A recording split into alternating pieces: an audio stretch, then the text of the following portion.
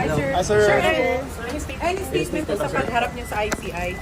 Voluntarily humarap po tayo dito sa ICI para makapagtulungan sa investigasyon. Nang sa ganun, mabigyan din tayo ng pagkakataon na ma-hear yung name natin sa allegations laban sa akin. Sir, ba't kayo nag-request ng executive session? Para po mas maprotektahan dahil baka magkaroon po ng judgment by publicity.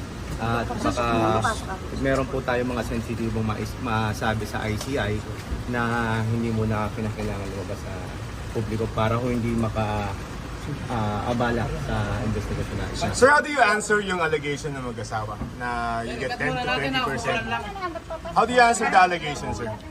Siguro po, antayin na lang po natin yung magiging findings ng ICI. At sa palagay ko po, sa kanila po tayo dapat sumagot patungkol sa Why, sir? allegation ng mag-asawa. Why? Una sa lahat, wala akong katotohanan yon. Naglabas na po ako ng official statement nung araw pa lang, nung September 8, na binanggit nila ito sa Senate Blue Ribbon Committee. Pero ba't ikaw daw eh? I mean, of all the congressmen. Patunayan ho nila. Okay. Pero kung wag executive session, di ba lumabas kayo sa live stream para out in the open ninyo yung mga matatakot kayo magsalita na name lumabas. Are you scared of something, sir? Sir, ma'am, hindi po tayo natatakot.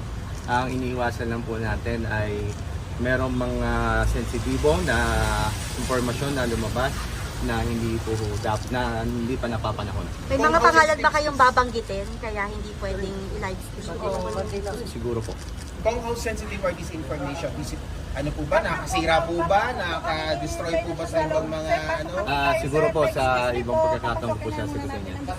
Sa ngayon po, ulitin ko po, tayo po ay nandito pusang loob na nahaharap sa ICI para sa nasabing investigasyon para po sagutin yung mga aligasyon laban sa atin at higit sa lahat para makipagtulungan sa isinasagawang investigasyon ng ICI. Sir, may papangalanan kang government official sa ICI?